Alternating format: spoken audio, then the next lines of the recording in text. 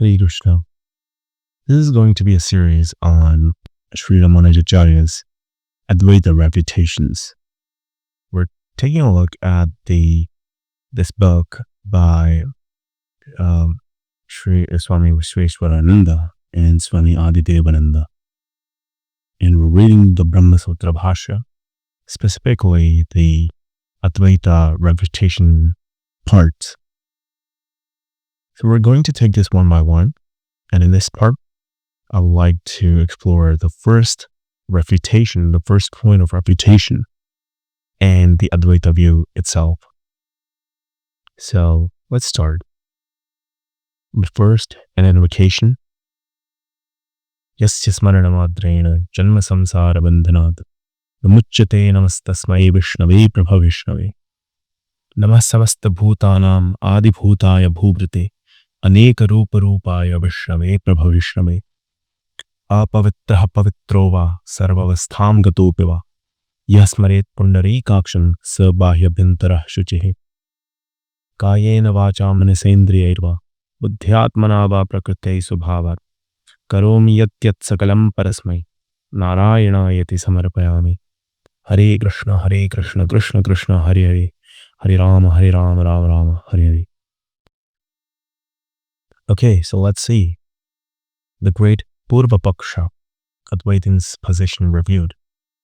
The first point is Brahman is non-differentiated in the only reality. Brahman, the non-differentiated pure consciousness, is the only reality, and all this manifoldness is imagined in it alone and is false. What does this mean? Well, this means that non-differentiated. This means that it cannot be differentiated from, it doesn't have parts. You cannot find differences inside it. And it's pure consciousness. And the claim is that it is the only reality, which means that everything that you see around you is actually false. It does not even exist. And what's true is only Brahman, which is pure consciousness. So everything apart from this pure consciousness is actually false. It does not even exist. So that is the Advaita claim. And then they'll quote these verses. The universe, my dear, was but the real in the beginning, only one without a second. Now, of course, Brahman does not have a second. Like Brahman is the only reality. And Brahman does not have there's nothing outside of Brahman, of course. So this is being quoted from Chandogya Upanishad, that which is imperceptible, ungraspable, etc. So they're quoting references to provide support for their claim that Brahman is non-differentiated. This is from Chandogya Upanishad. It is unknown to those who do not know. Kena Upanishad. Existence, knowledge, infinite is Brahman, Taittiriya. These texts show that Brahman is bereft of all differences arising from unlike and like objects and attributes. So, these texts show that Brahman is bereft of all differences. So Brahman does not have differences inside it from unlike and like objects and attributes. And they're also claiming that Brahman does not have attributes. You cannot apply, Brahman does not possess something. Brahman is something. So Brahman does not possess things. Brahman, you cannot differentiate Brahman like there's a red Brahman or like a blue Brahman. Such a thing does not exist. That it is not an object of perception. So it's not an object. It's not something that you can point to. That it cannot be known, but that its nature is essentially opposite to what we generally experience in this world. And so the main point is that it's not an object, first of all, and it's opposite to everything that you see in this world, which is a bit of a really difficult to imagine claim. For example, I am seeing things. So you cannot see Brahman, you cannot hear Brahman, you cannot speak Brahman, you cannot even know Brahman actually. Like it cannot be known because the experiences that we see around us are not really, they cannot really take us to Brahman. They cannot really help us point it out. So when you negate all that, it's gonna show you what Brahman is, maybe. Again, there is no difference whatsoever in it. He goes from death to death, who sees differences, as it were, in it. So this is Brihadaranyaka, I think. Brihad. When one makes the least differentiation in it, then for him, there is fear.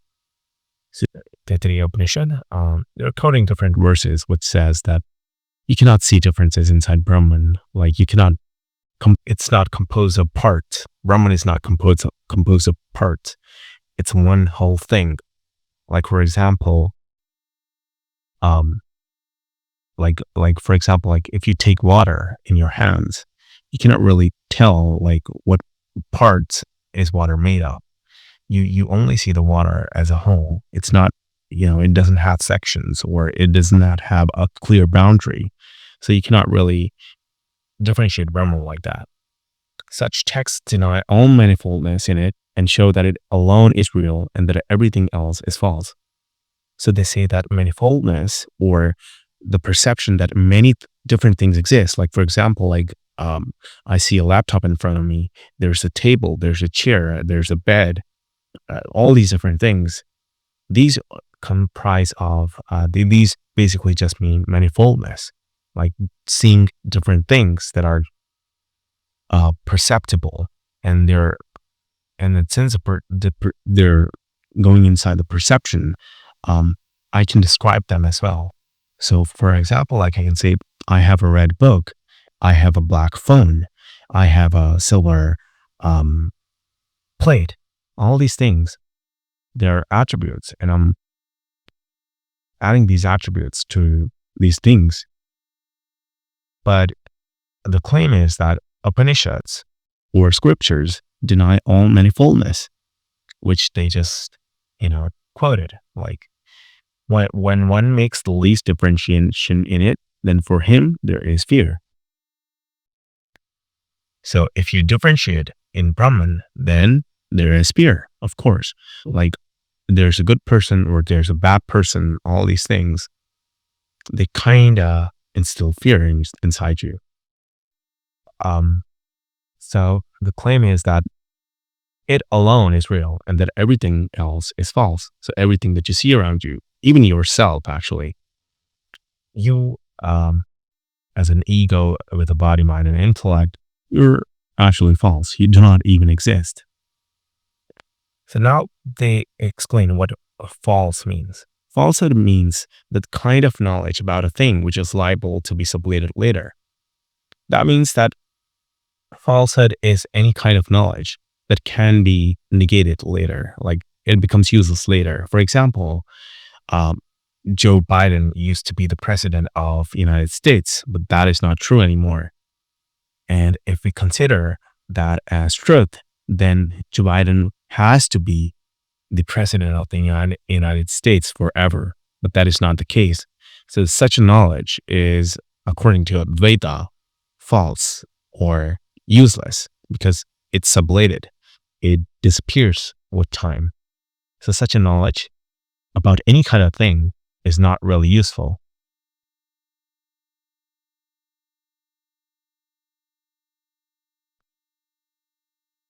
By true knowledge of things as they are in reality, the earlier one being due to certain defects in the means of knowledge adopted.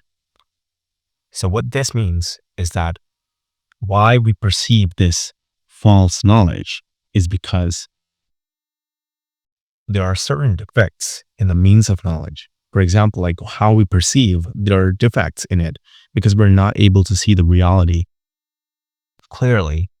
And that is why we see this wrong knowledge, because we do not know how to see.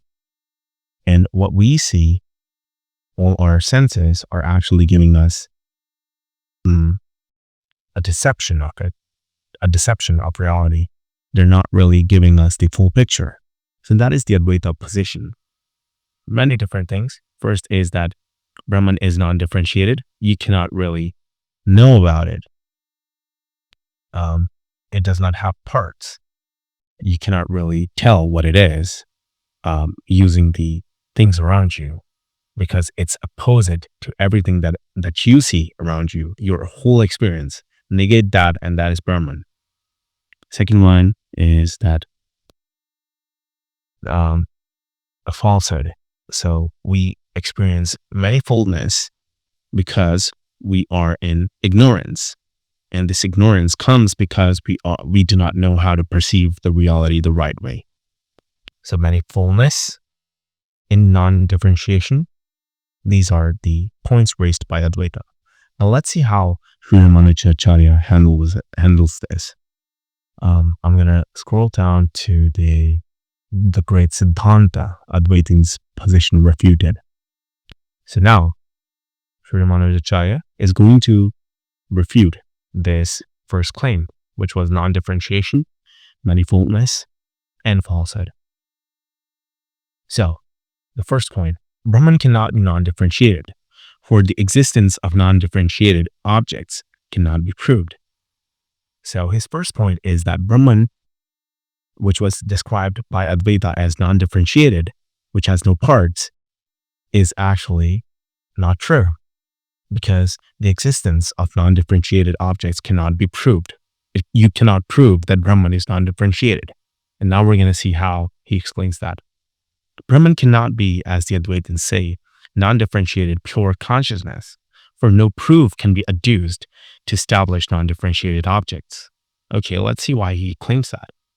All sources of knowledge prove the existence only of objects qualified by difference.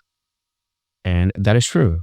Like whatever we perceive around us, that is actually perceived only because of the differences we see. So for example, we see there's a red pen and there's a blue light, for example. Like we know there are differences. Red is a different kind of thing. Blue is a different kind of color. Even though they're both colors, they're actually qualified. They have qualities that are perceived by the difference alone. So non-differentiated objects cannot be established by one's experience, for such experience is only of objects qualified by some characteristic difference, as is shown by the statements, I saw this, where I and this are both differentiated objects. So, you cannot experience non-differentiated objects. That is what Ramanujacharya says. If you were to perceive something that does not have any qualities whatsoever, how would you even describe it? And he says that if it doesn't have any qualities at all, then there's no difference at all.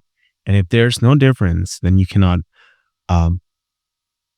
say that you can perceive something. So when you say, I saw this, there are two statements there. The first is I. I is a different thing. I is yourself. And this is a different thing. It could be anything. It could be a red pen or a blue book, anything. So I and this are different things. That is why we're able to say like this exists. Why? Because we know it's different. We were seeing it different from us. So that is why we can say that something exists in such way. In spite of this fact, if we intend proving a non-differentiated object, we have to do so only by having recourse to some special characteristic of it. That is a characteristic which is invariably found in it alone, besides its being pure being, which would distinguish it from other objects. Now that is a real good point. He says that you cannot really prove the existence of something unless there is some special characteristic of it. For example, like the self, for example, me, I have a body, I can speak, I think, I think. So all these different characteristics, they help me decide who I am, at least in the ego sense, that I have a body, mind, and intellect. So all these things are found in me, and that is why I'm able to recognize myself as I exist. I exist because I perceive myself existing. I can define my own characteristics. And if you have something that is non-differentiated, then you would have to first explain, how is it non-differentiated? How do we distinguish it from other objects? Because there has to be something special about it. Just saying non-differentiated does not really, give us anything at all. It just has, it has no qualities. But if it has no qualities, how do you know, if it's something that can be known? Then if it's got nothing at all, no quality at all, how do you describe it? Like, how do you describe nothingness? Nothingness would mean the same thing. I could say nothingness is Brahman. So how do you define Brahman? Oh, you cannot define it. Why? Because it's nothingness. And nothingness is an arbitrary concept. It cannot be explained. It cannot be grasped. How do you explain the non-existence of something compared to existence, which is only described by qualities alone? So it's being pure being. It's a pure being. So it distinguishes. It's different from other objects that we see around us. That means it has to be, it has to be described somehow using some characteristic. Pure substance, as in the case of Brahman, which according to Advaitins, though experience is mistaken for the world, does not help us to distinguish it.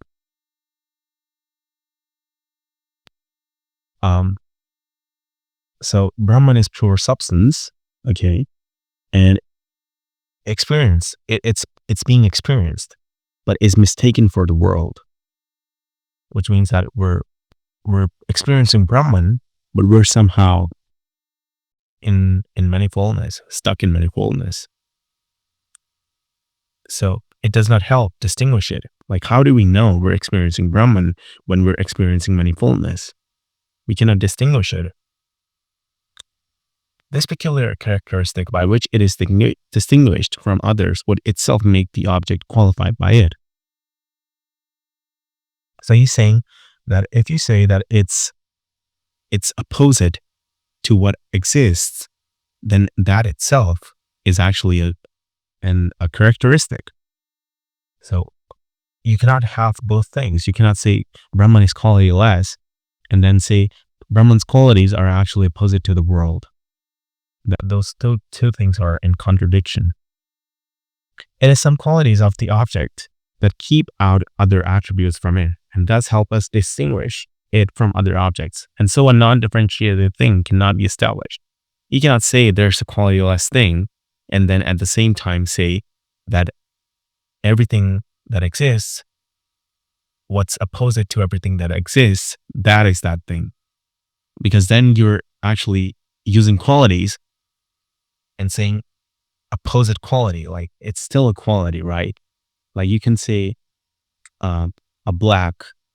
you can say it's not a black book, then that means it's a white book, right?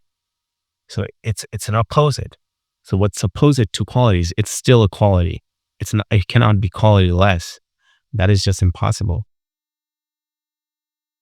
Consciousness or knowledge is by nature such that it reveals an object to a knower. It is connected with the self and the object distinct from it. And on this depends the existence of knowledge and its self-luminous character. Okay. So consciousness or knowledge, how do we know something? Something is known first because it lets us know. It lets us know the differences. For example, I perceive something.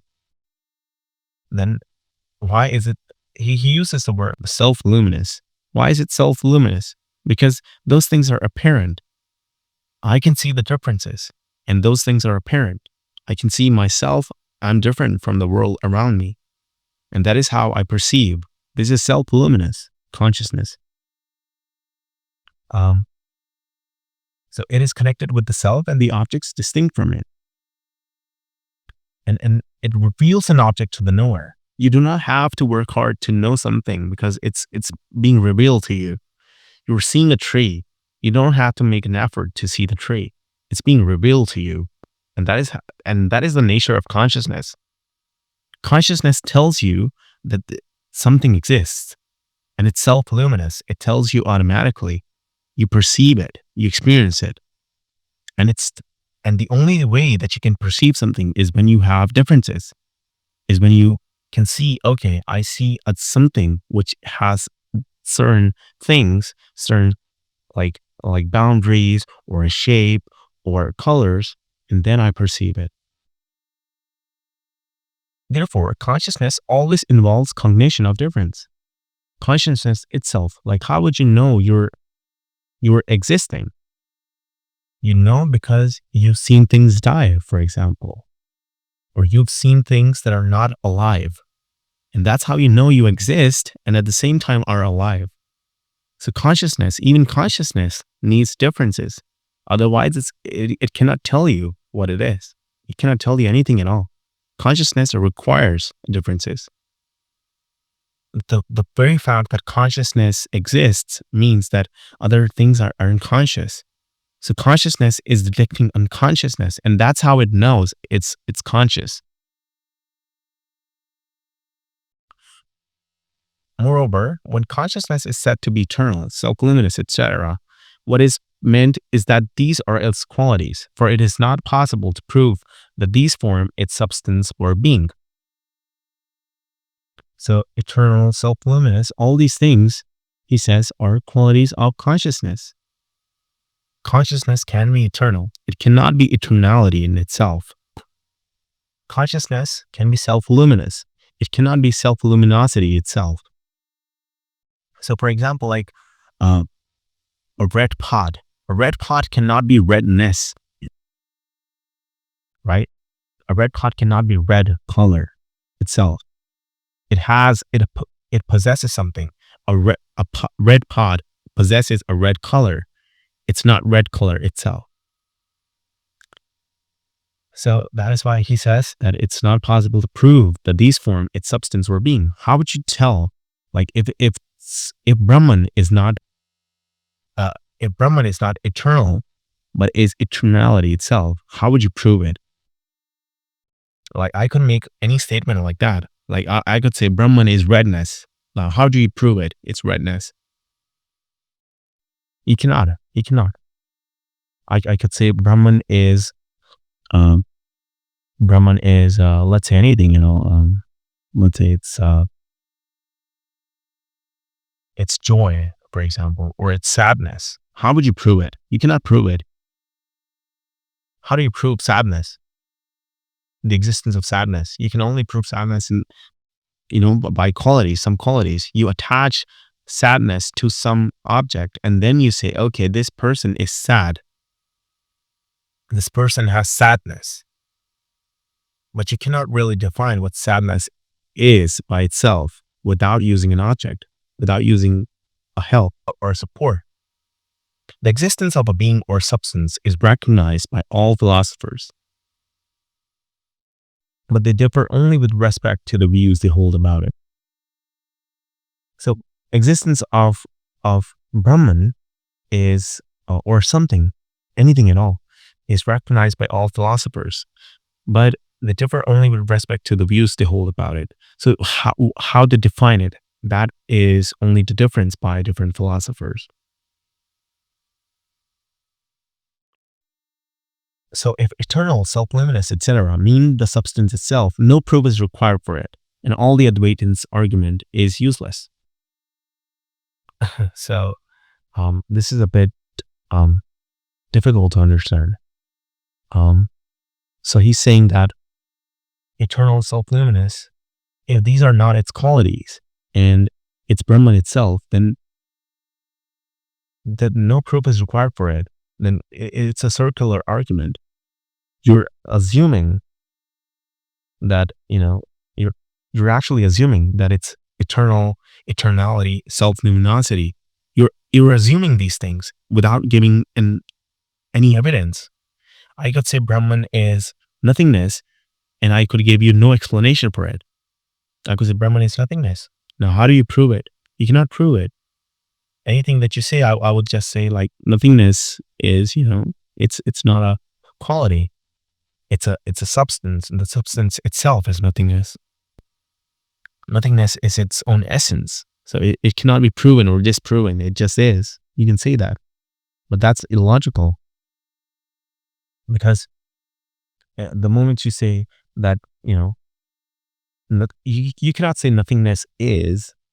The moment you say is, it becomes something. So that contradicts.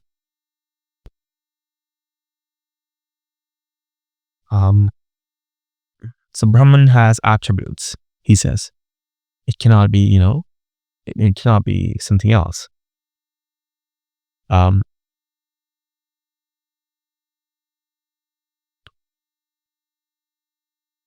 So these are inherent attributes, gunas. So qualityless essence, okay. You could also say space is formless, colorless, tasteless. Just another example. If you say space is formless, colorless, tasteless, then how do you define space? You can say space is that thing. Space does not have a colorless quality. Space is colorless. So it's a bit of a difficult to understand position. It's a circular argument, actually. Like the assumption is the conclusion itself. They say Brahman is eternal, eternality itself. You cannot prove it. Why even use the term Brahman then? Eternality could be, the quality itself.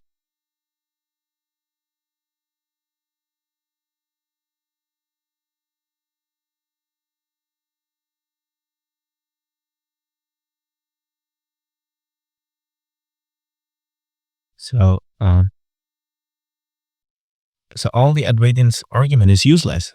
All the arguments are useless if you're, presenting that Brahman is these things and is not qualified. Like it does not have any qualities, but is these things. Then all the arguments are useless because whatever you're explaining, it's kind of, dumb to really explain. Like you cannot attach any qualities to it anyway. So how do you recognize it? How do you make sure that it's something that exists?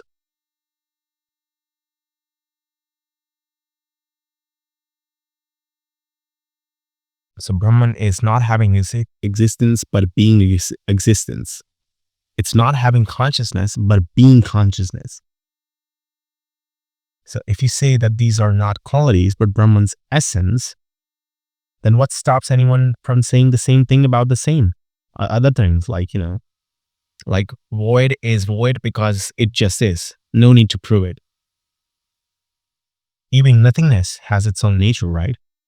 So if you're allowed to say that existence and consciousness are not qualities, but Brahman's essence, then someone else can say that non-existence or void also have such a nature, and no logical arguments could stop them. So it's without proof. How do you prove that Brahman is those things when in fact you cannot really define Brahman at all? So you could use the same argument to basically say absurd things, like like food is its own being, no quality is needed. Food is food. You cannot attach any qualities to it. But if they're not so and are different from it, then they become its attributes. And so eternality, self-luminosity are not Brahman, but are different things from it. Then they become its attributes. You can say Brahman is eternal, Brahman is self-luminous, and that is a perfectly fine position. Brahman has different qualities, and those qualities are still different from other things that we experience. Like Brahman is eternal, and we see the world is not eternal. So that is still valid. That is still conforming to the views of the Upanishads. So they become attributes. When the Advaitins refute the views of others and establish their view of being by saying Brahman is eternal, is knowledge, bliss, etc., they differentiate their view of the being from others by these characteristics of Brahman, which are therefore nothing but its attributes. So when Advaitins say that Brahman is these things, they're actually differentiating their claim compared to other claims by giving you qualities, by giving you some characteristics. But at the same time, Advaita view is that it has no characteristics at all. You cannot know it. So there's contradiction here, because you either should not say that Brahman has no characteristics, or you should not say that Brahman is knowledge, bliss, etc. All these things. Brahman cannot be two things at once, two different things at once. Scriptures too cannot prove a non-differentiated entity. A word consists of a root and a termination which differ. So all words denote only difference. And that is true. Words only denote differences. For example, a cow, or like a cow or speech, like these words, they mean something specific. So I could say red, it means something specific. I could say tasty, it means something specific. So words are equal to distinction. Words help us distinguish things. And a language can only describe something by difference. So Shastras are using words. Different words, again, have different meanings. A sentence, therefore, which connects the meanings of words in it, can denote only objects qualified by difference. So difference is a different thing, quality is a different thing, word is a different thing, meaning is a different thing. So all these different words, they refer to something specific.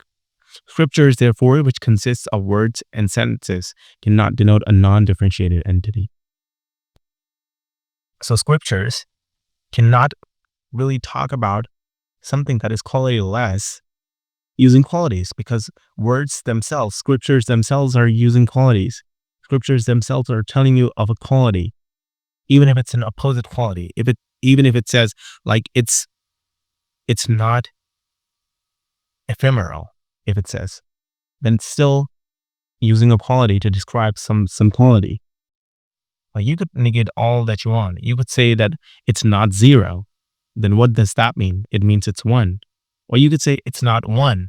What does that mean? It means it's zero. So you cannot use quality to describe a qualityless substance. That's just impossible. That's mathematically impossible, actually.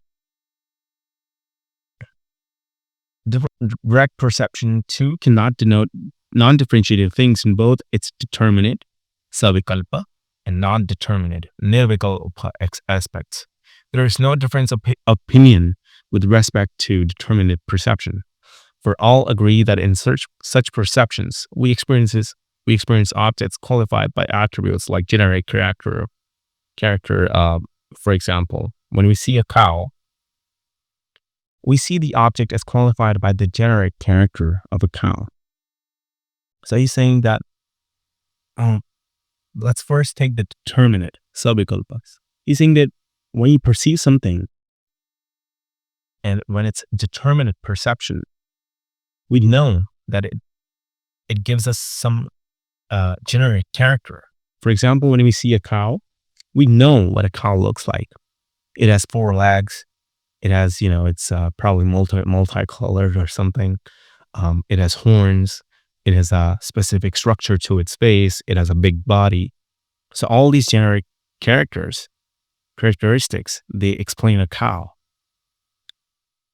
So even direct perception cannot really tell us of a qualityless thing, because quality is all we see around us. Differences are all we see. That's how we perceive things, by differences. Now, with respect to non-determinate perceptions, there is difference of opinion. So non-determinate, something that you do not determine properly, immediately.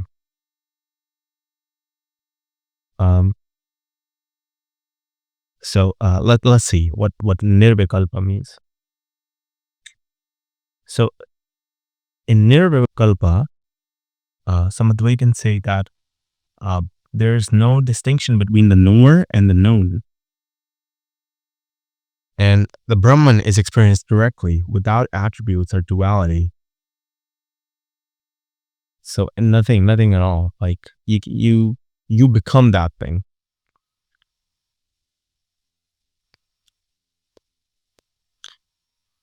So there is difference of opinion in non-determinate. Let's see what the opinion is. The determining attributes are not experienced, and the subject and object are merged into each other. So that is the Advaita position. They say the knower and the known become the same thing. There's nothing to know because that is the knower, and there's no knower because that is the known. So that is one point. Such knowledge, they say, is beyond sense perception. Others again hold that in such perceptions, we have the experience of qualified objects and their attributes unrelated to each other. For example, merely the cow or the generic character of a cow, and not the two as related to each other.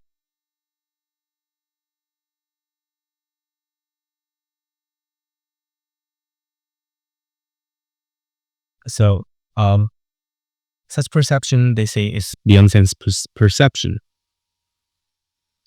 So if they say it's beyond sense perception, then that is not really something that is based on experiences then, is it?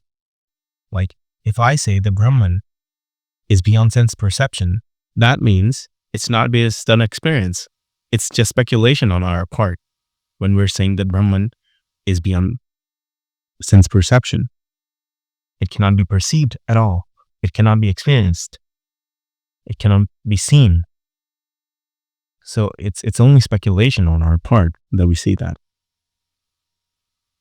And some say that, we may experience a cow in cowness, but as separate, not as one thing. Like seeing a cow and its essence, but not together, which is kind of illogical. Like you can see a cow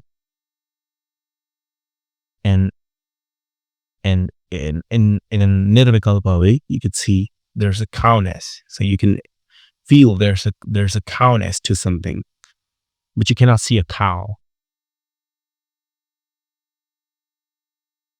So that is one of the nirvikalpa.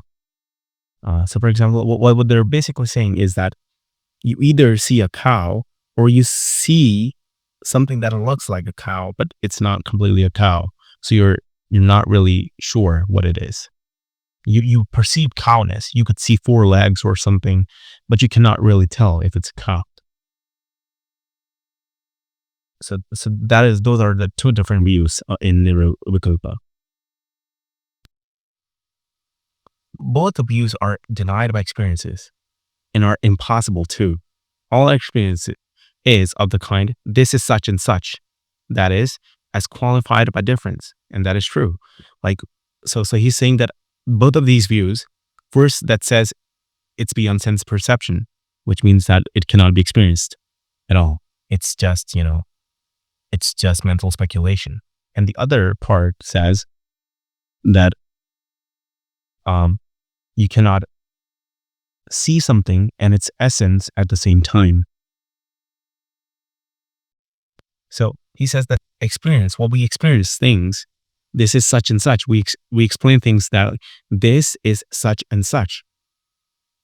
And that is a difference. We're noticing a difference between things. That is why we're able to explain it.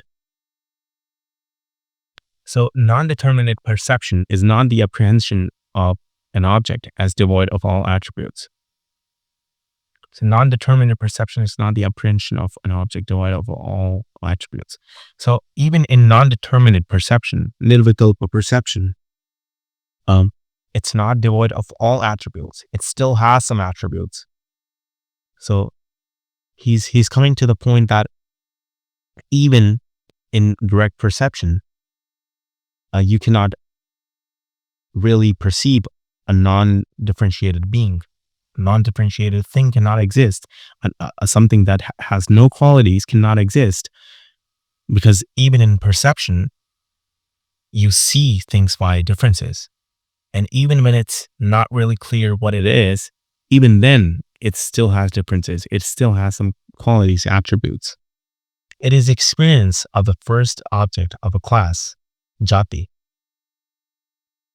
When we see a cow for the first time, we see the object, but it's also its generic character. For both are objects of perception, but the fact that the generic character exists in all cows is not apprehended at the time, and it is only when a second and a third cow is seen that we get this knowledge. So there's a difference between a generic character and an object. So for example, like I could say square. Now square could be anything. It could be a watch. It could be a book, and all these things. So object is a book or a watch, but a clock basically. And the generic character is the shape square. So those are two different things. And both can be perceived. But the fact is that, generic things exist in all the things. And only when you see a second thing, you're able to tell like, okay, these two things are different. These two objects are different, even though their essence might be the same. In determined perception, this quality experienced in a non-determined perception is remembered and recognized. So when you see a cow, you remember its essence. And now when you see, next time when you see a dog, you'll know the essence of a cow, and you'll be able to say that whether it's a cow or not. It's a very logical position. Due to the absence of this experience in the first one, it is called non-determinate perception. So because we haven't seen, like for example, like first we see a cow for the first time, and because we have no experience of a second cow, we cannot really say if the cow is some essence or an object itself. Due to the absence of this experience in the first one, it is called non-determinate perception. So seeing a cow for the first time becomes non-determinate because we cannot know what a cow is. We just see its essence. We see the object and we recognize its essence. We do not know what really a cow is. It's non-determinate. We've never seen it before. So direct perception of non-differentiated things is impossible. Why? Because when you see something in direct perception, you either see an object that you've seen before, or you see something that you've never seen before, but are still able to recognize the differences. For example, 4 legs. It has 4 legs. Other things don't have legs, for example. Or horns. I don't have horns. I see a cow for the first time and I see, okay, it has got horns. So it's an essence of the cow. So that is how we're able to perceive things. So you cannot directly perceive a non-differentiated thing or a being. It's just impossible. And now he refutes the Bheda view. So Bheda says that we experience two different things like quality and essence, object and essence, not at the same time, which is kind of a weird position, which is a bit difficult to understand. So he says that the Bheda Abheda means difference and Abheda means non-difference. So the Bheda philosophy states that relationship between an object and its qualities is both different and non-different. So let's see what he says. They say that when we experience an object, we do not experience the attribute. And when we experience the attribute, we do not experience the object. And therefore, they are not identical. Yet each is not experienced in the absence of the other. And so they are not also absolutely different. What this means is that when I see a red pen, we do not experience the object when we experience the attribute. So when I'm focusing on the red, I'm not really noticing the object itself, the pen. But when I'm seeing the pen, I'm not really seeing the red color. So that is kind of the position of Bheda. But that is a bit illogical because we know that we can experience the red pen as a whole. They are different and non-different. This view is not sound, for our cognitions are the kind, this is such and such, and has two elements, this and such and such. So when we explain something, we say this is such and such, which means we're explaining the whole thing. We're explaining the attributes, we're explaining the thing as well. When we apprehend an object, we experience also its difference from others, which is made known by such and such element in our perception, its generic form. And what differentiates must be different from what is differentiated and can never be identical.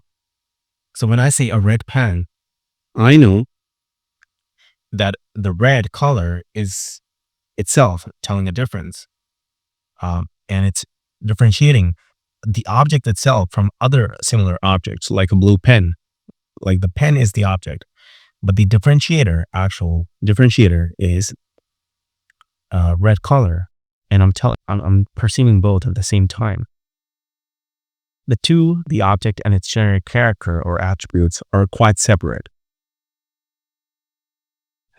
Of course, they're separate. Like red color is different, pen is a different thing.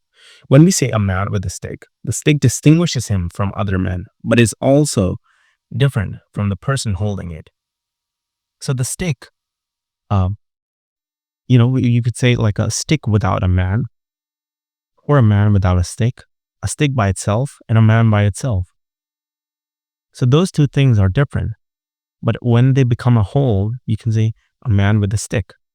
And now the whole thing is expressed. Similar is the relation between an individual of a class and its generic character, or an object and its qualities. So you could take individual of a class, for example, like a cow, and its generic character, which is cowness. So a cow has cowness. An object and its qualities. An object has qualities. A pen can be red, or black, or golden. Between the two examples, there is a difference. For while a stick and can exist independent of the man, the generic character or qualities cannot exist or experience independently of the object in which they are in here. Otherwise, the relation of thing qualified and that which qualifies is the same in both cases. A bit of a mouthful, but what he's saying is that when you experience a cow, you experience the cowness at the same time. You cannot separate cow from cowness. You cannot separate them because cowness is inherent to the cow. You cannot apply cowness to anything that is not a cow. These things are very much linked together. But on the other hand, object and qualities are not really linked together. For example, red exists independently, and a pen can exist independently. A man with a stick can exist independently from the stick. The stick is there, the man is there. They can come together, of course, but the stick is qualifying the man. The stick is adding quality to the man, even though the stick can exist independently. So these two things are different. A class, an individual of a class and its generic character. So character can, is tied to the class, to the object, or an object to its qualities. So qualities can be different from the object. So his basic point is that quality is different from something, and even essence, which is not different from something, which is not separate. Something's essence is also denoting a difference as well from the other things. Inference also denotes only object qualified by difference. For inference depends upon the invariable relation between two things, which are objects of perception, and perception deals only with objects qualified by difference. So you cannot infer where there is a smoke, there is a fire. When you say that, this is inference, anumanam. So when you say where there is fire, there's smoke. So now you're you're actually like, even inference requires you to know differences between things.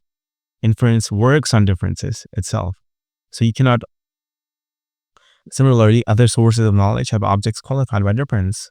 So everything that we see and we infer is actually inferred by difference alone. So you cannot infer a non-differentiated object. Therefore, no proof, scriptures, direct perception, inference, etc., can be adduced to establish a non-differentiated object. So it does not exist. And that is the crux. That is the conclusion of Ramanujacharya's statement. That firstly, we saw that, you cannot describe non-quality, a qualityless thing, first of all. And when you describe it, you try to describe it, you're actually using qualities. So that is a contradictory statement. You cannot say that, it is qualities themselves, like its eternality, its self-luminosity, because there's no proof for it. How would you prove it? You could say anything at all about it. Like, Brahman is blackness. How do you prove it? You cannot. And it's still a valid statement, actually. Brahman is blackness. Now go prove it. You cannot disprove it, but you cannot also prove it. So scriptures cannot tell us, because scriptures can only tell you using words, and words themselves refer to differences. But Brahman is non-differentiated. It cannot, it's just not possible. Direct perception, again, even when we do not know of something, when we see the thing for the first time, even then it's perceived by differences. When I'm seeing a cow for the first time, I know that, okay, this has certain characteristics that I'm seeing. But Brahman cannot be directly perceived. It's beyond sense perception, they say. Advaitins say that it's beyond sense perception. That means it cannot be experienced. It's just speculation on their part when they say it's beyond sense perception. And inference requires differences. You cannot infer something without mentioning difference. So all these things prove that Brahman, as a non-differentiated object, cannot exist at all. So many things. So difference and non-difference cannot coexist. If two things are different, they must be distinguishable. If they're not distinguishable, they're not different. So claiming both at once is self-contradictory. For example, a man with a stick. The stick makes the man different from other man, right? So the attribute, which is stick, is clearly not the same as man. So that was the Advaita position. You cannot say the stick and the man are non-different, because they are independent. They're related, but they're independent. So that is why he says, like, he's refuting the Veda view, but also saying that, it's kind of like, we know things are separable, but at the same time, they're not entirely separate. They're related. But Veda says they're not different. They're the same, identical, which is not true. Two things cannot be identical. An object and its qualities cannot be identical. A cow and a cowness cannot be identical. Those are two separate things. That is what he means.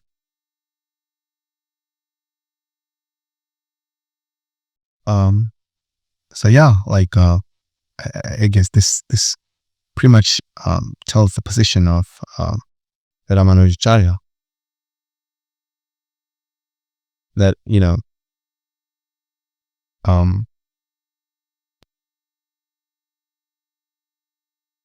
so similar as the relation between individual of class.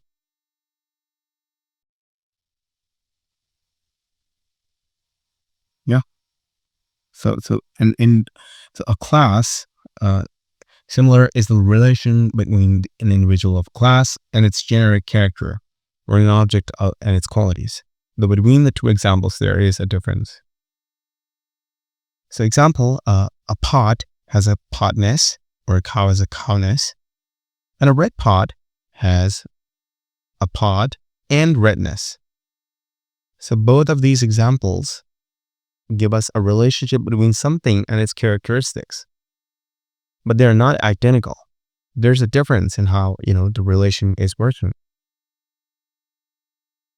So when you have a stick in someone's hand, you can separate the stick from the person. They're independent identities. The stick is different, the man is different.